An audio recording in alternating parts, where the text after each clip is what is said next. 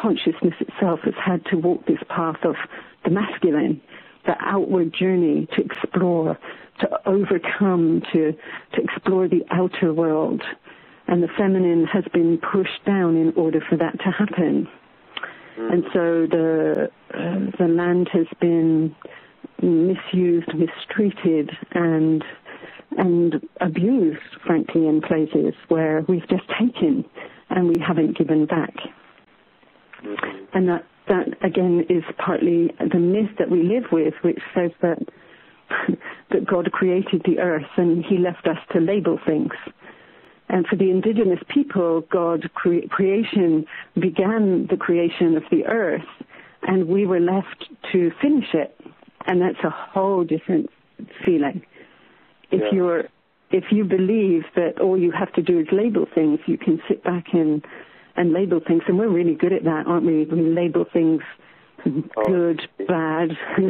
This is good, that's evil. This is right, that's wrong. You're to blame, you're to shame. That's how we label things. But I heard Alberta once talking about the mythology of the West, saying the mythology of the West is that we've been cast out of the garden, but the indigenous peoples were never left the garden, which we never left powerfully. Yeah, absolutely. We haven't left the garden. We are keepers of the garden, guardians of the garden. And if you really understand that, then why would you not speak with it? Why would you not have your allies in the Garden of Eden? And of course, once you've been cast out, this is the first, actually, you brought that up, Steve, it is the very first documented soul loss. When we were cast out of the garden, that was a soul loss at a cultural level. Yeah. And the contract that we made at that point, because it's always we exchange our safety for something, and the contract we made when we were cast out was that, by the sweat of our brows, we shall grow thorns and thistles. That was it was almost a curse. That women had to have pain in childbirth, and this is that myth, and that's the soul loss, and there's the contract or the curse that has, followed all of us, that lives in our cells, our DNA, the way we are in the world. It's is a myth that we have lived by, and of course, I love this because it's not true. It's only true if you believe it, which is what myths are, only true if you believe it. For the indigenous people, they don't hold that myth at all. And so the world, the earth herself is benign, and they grow mangoes and avocados and pineapples, and we grow thorns and thistles. I prefer the mangoes and pineapples, personally.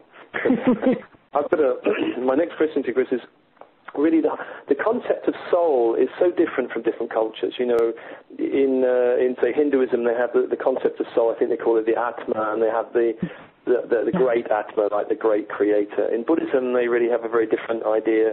Maybe there is no self, and it's just like pure awareness. In Christianity, we have a soul which we sort of possess but could lose if we do bad things. But in shamanism, from what I understand, the idea of soul is very different. It's almost like a gestalt that we have different souls, different parts of us, the soul of different parts of our body, and we can lose bits of ourselves, and we can call them back. Can you say about this wonderful process of soul loss and soul retrieval? Yeah, actually, it's not that a part of your soul has gone missing. It's a part of your life force. And you can call it back for, I know the Native Americans, and I did this myself many years ago. I stood on a mountain and called my soul back. I actually literally called it in. And as I began to call it in, I could see this kind of cloud coming towards me. And it was as if I was returning my own soul to myself, but actually it's my life force, that energy that was who I came to be, but got put down in the underworld to be held safe through the trauma that I experienced growing up in my family. So for the Inca people, it's exactly the same.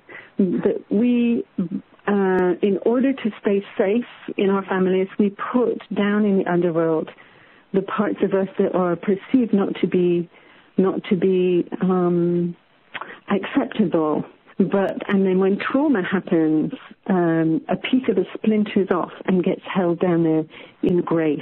In grace means that it's held as its healed piece. It never was wounded.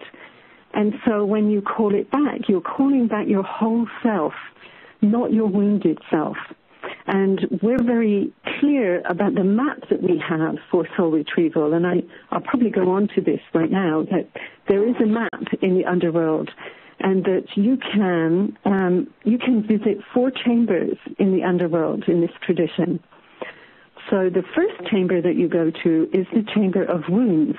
And there you can see the original wounding, because the experience that you have in this lifetime of maybe repeating the same old pattern over and over again, that you've derailed your destiny yet again, that you know that you're not living your own life, that something is amiss, that you're missing something. And it may be that original wound is a story that lives in you from many, many lifetimes ago. Even if you don't believe in past lives, these stories live in us. They get handed down from person to person within the family. And I've got a lovely story about that, which we'll talk about in a moment. But when that happens, that original wounding is where you want to find, is what you will really want to find, not version 6.2 of the original one. You want the original one. You want to ask to see the original wound. So we go into the Chamber of Wounds and visit to see what happened in the first place. How did my client destiny get derailed here? And to witness and observe, but not to change anything. Because if you're working in timelessness, if you start to change things here, you create ripples backwards and forwards through time. And we don't want to change anything we don't want to create ripples in the chamber of wounds. We just want to observe, because those ripples can have effects on our lives.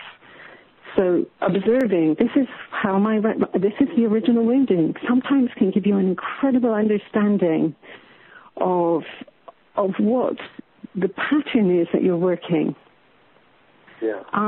And then you go from the Chamber of Wounds and you find out what the contract was in the Chamber of Contracts. And the Chamber of Contracts holds the original contract.